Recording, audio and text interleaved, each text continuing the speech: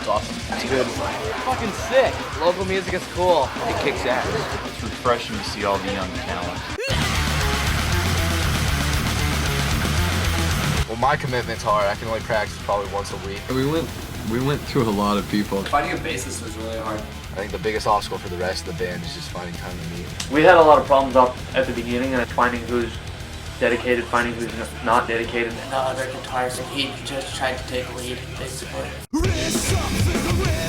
Building a fan base that's, stretches beyond the limits of your hometown. People hear your music and it's not necessarily that they're a fan right off the bat. They need to come to the show. So we would just flyer the crap out of every show we played. We had our friends just support us and go to our show. Internet is helping bands out a lot. We try and have a lot of energy in our live show, which is unique to acoustic music. MySpace is the biggest thing that has ever, there's no such thing as a garage band anymore. One of the things that we did in terms of getting our name farther out was we have me and my brother have lots of relatives on different states and stuff, and we would just send CDs to cousins and whatever who would get a little bit of a fan base in Ohio randomly or something, which was good because then if we ever toured anything, we had more places to possibly stay. Yeah, make sure that everybody is in love with your band.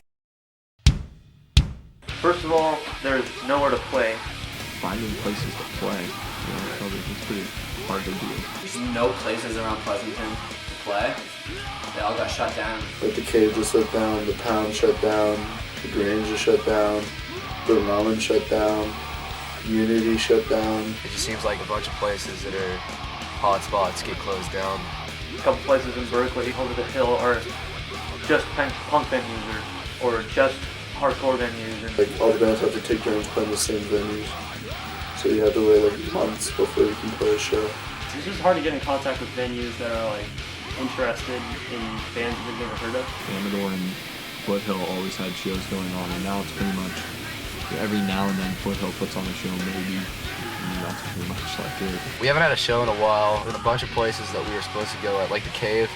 We were supposed to play there, but they're closing. And so it's all networking. It's just finding people that you play shows with that are going to be playing shows, and then you just have to ask them. They can hook you up. We are the poorest band I can think of. So it's almost impossible to put out CDs or anything like that. When you go on tour, if you want to be able to be making money, you just basically have to be prepared.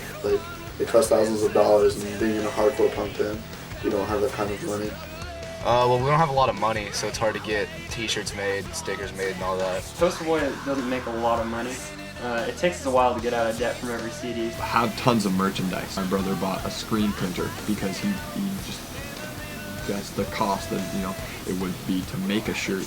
We make our merchandise with spray paint and stencils and stuff. I don't have a job, and a lot of us don't have jobs. I have a job, or I had a job. The only way we ever had a recording is because we want to battle the bands. We can never really pay for it. I think one other kid in the band has a job, and we only get paid $20, $30 per show. A lot of the venues don't pay you because they'll give some bullshit excuse we broke a mic or something, so then we're broke after playing a show where no one liked us. It's difficult without a little bit of money. But that's kind of a big deal, trying to make sure that we're selling enough merch that we're going to be actually making money on the date.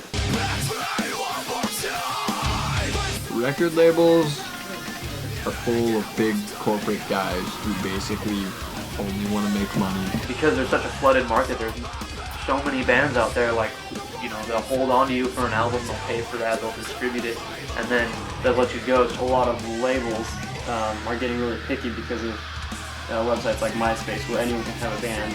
And anybody who believes that they actually care about your music is full of crap. Because they don't. We got our CD being sold in Tower Records. We're in the middle of this big lawsuit against them right now. They basically sent us checks for all the CDs that they've been selling of Poster Boy in their store, and then we go to cash the check and it bounced.